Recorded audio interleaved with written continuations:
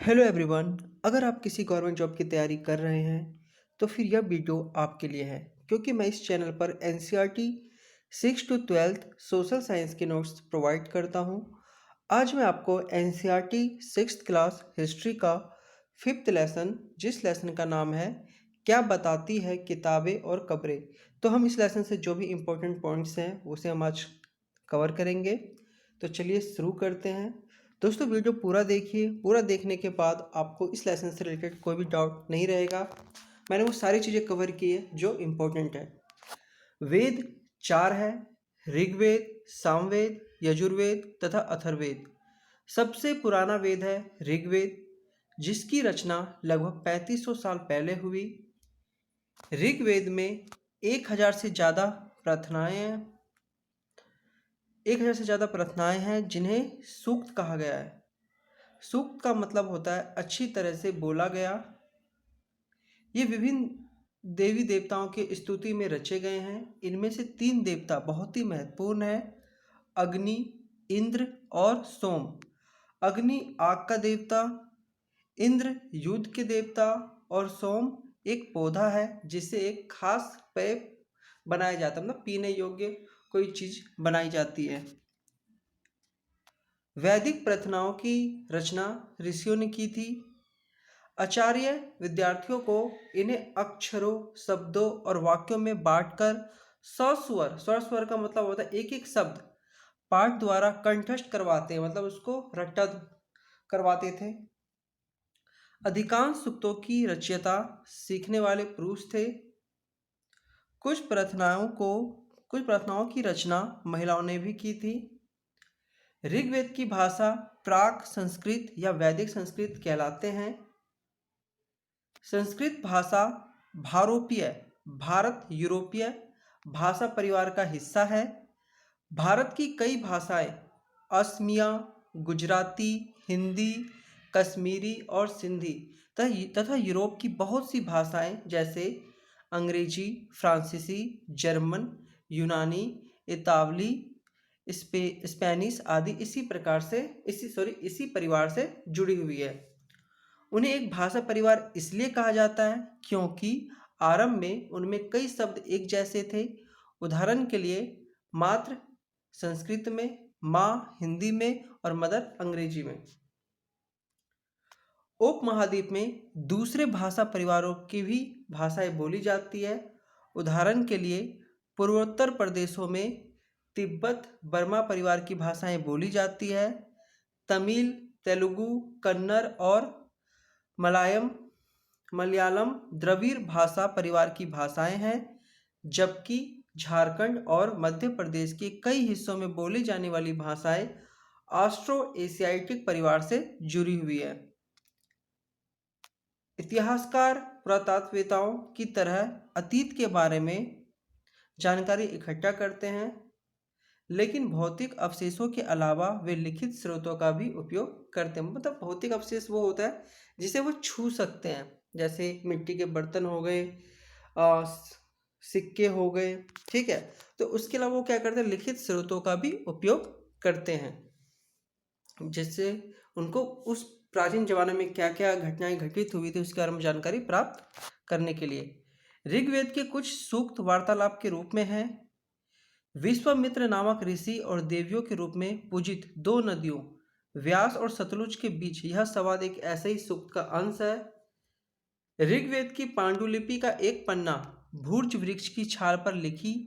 यह पांडुलिपि कश्मीर में पाई गई थी। लगभग 150 वर्ष पहले ऋग्वेद को सबसे पहली बार छापने के लिए इसका उपयोग किया गया था। इसी पांडुलिपि को देखकर अंग्रेजी अनुवाद तैयार हुआ। यह पांडुलिपि पुणे, महाराष्ट्र के एक पुस्तकालय में सुरक्षित है। जिस समाज में ऋषि रहते हैं वहाँ घोड़ों और गायों को बहुत महत्व दिया जाता है। ऋग्वेद की प्रार्थनाओं में अन्य दूसरी नदियाँ, खासकर सरस्वती, सिंधु और उसकी सहायक नदियों का भी जिक्र है। गंगा और यमुना का उल्लेख सिर्फ एक बार हुआ है। मवेशी, घोड़ों और रथ ऋग्वेद में मवेशियों, बच्चों, खासकर पुत्रों और घोड़ों की प्राप्ति के लिए अनेक प्रार्थनाओं की जाती थी। घोड़ों की लड़ाई में रथ खींचने के काम में लाया जाता था। घोड़ों को लड़ाई में रथ खींचने के लिए काम में प्रयोग किया जाता था। इन लड़ाइयों में मवेशी जीत कर लाए जाते थे। लड़ाइयाँ वैसे जमीन के लिए भी लड़ी जाती थी, जहाँ अच्छे चारागाह हो या जहाँ पर जौ जैसी जल्दी तैयार हो जाने वाली फसलों को उपजाया जा सकता हो। लड़ाई किस वजह से करते थे? एक तो पशुओं के लिए, है ना, और दूसरा फसल के लिए, और जमीन के लिए भी लड़ाई होती थी। कुछ लड़ाइयाँ पानी के स्रोतों और लोगों को बंदी बनाने के लिए भी लड़ी जाती थी। युद्ध में जीते गए धन का कुछ भाग सरदार रख लेते थे तथा कुछ हिस्सा पुरोहितों को दे दिया जाता था। शेष धन आम लोगों में बांट दिया जाता था। कुछ धन यज्ञ करने के लिए भी प्रयुक्त होता था। यज्ञ की आग में आहुति दी जाती थी। ये आहुतियाँ देवी देवताओं को दी जाती थी। घी, अनाज और कभी कभी जानवरों की भी आहुति दी जाती थी। उनको जानवरों को की बलि दी जाती थी एक तरह से।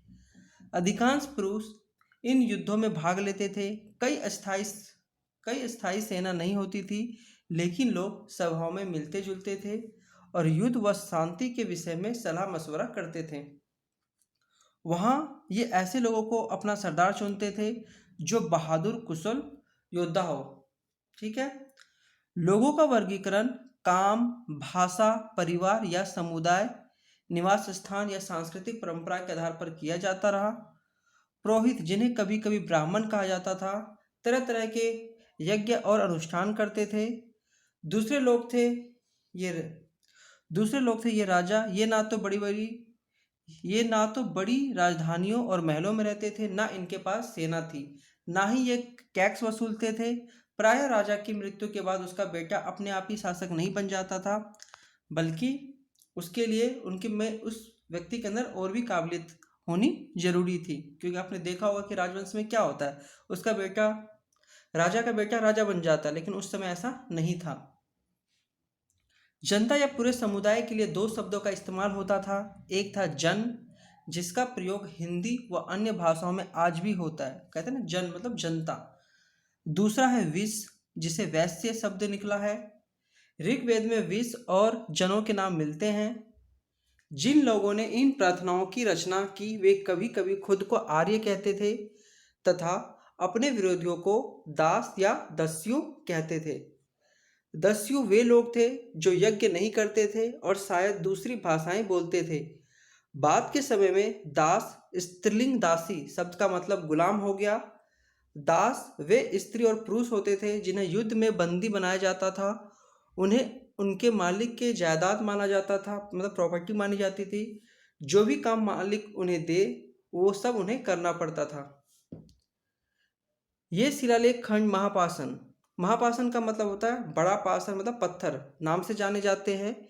ये पत्थर दफन करने की जगह पर लोग द्वारा बड़े करीने से लगाकर इनका प्रयोग किया जाता था। महापाषाण कब्र बनाने की प्रथा लगभग 3000 साल पहले शुरू हुई। महापाषाण में का प्रयोग कहाँ होता था? कब्र वगैरह बनाने के लिए, लोगों को दफनाने के लिए। यह प्रथा दक्कन, दक्षिण भारत, उत्तर पूर्वी भारत और कश्मीर में प्रचलित थी। महापाषाण जमीन के ऊपर ही दिख जाते हैं। कुछ महापाषाण जमीन के भीतर भी होते थे। कई बार पुरातत्वविदों को गोलाकार सजाए हुए पत्थर मिला है। यही एकमात्र प्रमाण है जो जमीन के नीचे कब्रों को दर्शाते हैं। महापाषाणों के निर्माण के लिए लोगों को कई तरह के काम करने पड़ते थे। गड्ढे खोदना, शिलाखंडों के ढेर को लाना, बड़े पत्थरों को तराशना और मरे हुए को दफनाना। इन सब कब्रों में कुछ समानताएं हैं। समानता क्या है? मृतकों को खास किस्म की मिट्टी के बर्तन के साथ दफनाया जाता था, जिन्हें काले लाल मिट्टी के बर्तनों ब्लैक एंड रेड वेयर के नाम से जाना जाता है। ये बहुत सारे इंपॉर्टेंट चीज है। काले लाल मिट्टी के बर्तन, उसको क्या बोला जाता है? ब्लैक एंड रेड वेयर नाम से भी उन्हें जाना जाता है। इसके साथ ही मिले हैं लोहे के औजार और हथियार, घोड़े के कंकाल और सामान तथा पत्थर और सोने के गहने। पुरातात्विद यह मानते हैं कि कंकाल के साथ पाई गई चीजें मरे हुए व्यक्ति की ही रही होगी। कभी कभी एक कब्र की तुलना में दूसरी कब्र में ज्यादा चीजें मिलती है। यहाँ एक व्यक्ति की कब्र में 33 सोने के मनके और शंख पाए गए हैं। दूसरे कंकालों के पास सिर्फ कुछ मिट्टी के बर्तन ही पाए गए हैं। यह दफनाए गए लोगों की सामाजिक स्थिति में भिन्नता को भी दर्शाते हैं। मतलब जिस कब्र में ज़्यादा चीज़ें मिली, इससे यह अंदाज़ा लगाया गया कि वो अमीर थे, और जहाँ पे कम चीज़ें पाई गई तो वो गरीब है। ठीक है। कभी कभी महापाषाणों में एक से अधिक कंकाल मिले हैं। वह यह दर्शाते हैं कि शायद एक ही परिवार के लोगों को एक ही स्थान पर अलग अलग समय पर दफनाया गया था। बाद में मरने वाले लोगों को पोर्ट होल के रास्ते कब्रों में लाकर दफनाया जाता था। मतलब उसमें एक छेद सा बना दिया गया था, जिसके जरिए उनके बाकी परिवार के सदस्यों को उसी में दफनाया गया। ऐसे स्थान पर गोलाकार लगाए गए पत्थर या चट्टान चिन्हों का काम करते थे, जहां लोग आवश्यकता अनुसार शवों को दफनाने दोबारा आ सकते थे। अब हम बात करते हैं इनाम गांव की। यह भीमा की सहायता नदी घोड़ के किनारे एक जगह है। इस जगह पर 3600 से 2700 साल पहले लोग रहते थे। यहाँ वयस्क लोगों को प्राय गड्ढे में सीधा लिटाकर दफनाया जाता था। उनका सिर उत्तर की ओर होता था। कई बार उन्हें घर के अंदर ही दफनाया जाता था। ऐसे बर्तन जिनमें शायद खाना और पानी हो, दफनाए गए सबके पास रख दिए जाते थे, क्योंकि शायद उनकी ये मान्यता होगी कि शायद मरने के बाद भी वो इनका प्रयोग करते होंगे। कंकाल का लिंग पहचानने का बेहतर तरीका उसकी हई स्त्रियों की जांच है। चूंकि महिलाएं बच्चों को जन्म देती है, इसलिए उनका कटी प्रदेश या कुल्हा, जो कुल्हा होता है पुरुषों से ज़्यादा बड़ा होता है, तो इससे वो पता लगा लेते थे कि ये महिला है या पुरुष है। आज से लगभग 2000 साल पहले चरक नाम के प्रसिद्ध वैद्य हुए थे। नाम याद रखिएगा, चरक नाम के प्रसिद्ध वैद्य हुए थे। उन्होंने चिकित्सा शास्त्र पर चरक संहिता नाम की किताब लिखी है। तो चरक ने कौन सी किताब लिखी थी? चरक संहिता। वे कहते हैं कि मनुष्य के शरीर में 360 हड्डियां होती है। यह आधुनिक शरीर रचना विज्ञान के 206 हड्डियों से काफी ज्यादा है। संभवतः चरक ने अपनी गिनती में दांत, हर स्त्रियों के जोड़े और कार्टिलेज को जोड़कर यह संख्या बताई होगी। लेकिन सोचने वाली बात है ना कि उन जमाने में उन लोगों ने कैसे ये सारी हड्डियों की गिनती की होगी। इनाम गांव में पुरातात्विदों को गेहूं, जौ, चावल, दाल, बाजरा, मटर और तिल के बीज मिले हैं। कई जानवरों की हड्डियां भी मिली है। कई हड्डियों पर काटने के निशान से यह अंदाजा होता है कि लोग इन्हें खाते होंगे। गाय, बैल, भैंस, बकरी, भेड़, कुत्ता, घोड़ा, गधा, सुअर, सांभर, चितकबरा, हिरन, कृष्ण, खैरा, नेवला, चिड़िया, घड़ियाल, कछुआ, केकड़ा और मछली की हड्डियां भी पाई गई है। मतलब इतनी सारी चीजें वहां पे पाई गई है। ऐसे साक्ष्य मिले हैं कि बेर, आंवला, जामुन, खजूर और कई तरह की रस भरियां इकट्ठा की जाती है। लगभग 3500 साल पहले हम यहाँ की लेखन कला के सबसे पुराने उदाहरण पाते हैं। यह जानवरों की हड्डियों पर लिखा गया था। इन्हें भविष्यवाणी करने वाली हड्डियां भी कहा जाता है, क्योंकि यह मान्यता थी कि ये भविष्य बताती है। राजा लोग लिपिकारों से इन हड्डियों पर सवाल लिखवाते थे। युद्ध जीतेंगे? क्या फसलें अच्छी होगी? क्या उन्हें पुत्र होंगे? मतलब इस तरह के सवाल उस पर लिखवाए जाते थे। फिर इन हड्डियों को आग में डाल दिया जाता था, जहाँ इनमें गर्मी से चटक कर दरारें पड़ जाती थी। भविष्य वक्ता इन दरारों को बड़े ध्यान से भविष्यवाणी करने की कोशिश करते थे। ये राजा शहरों में महल बनाकर रहते थे। उन्होंने बेशुमार दौलत इकट्ठा कर ली थी, जिनमें बड़े बड़े नक्काशी किए हुए थे।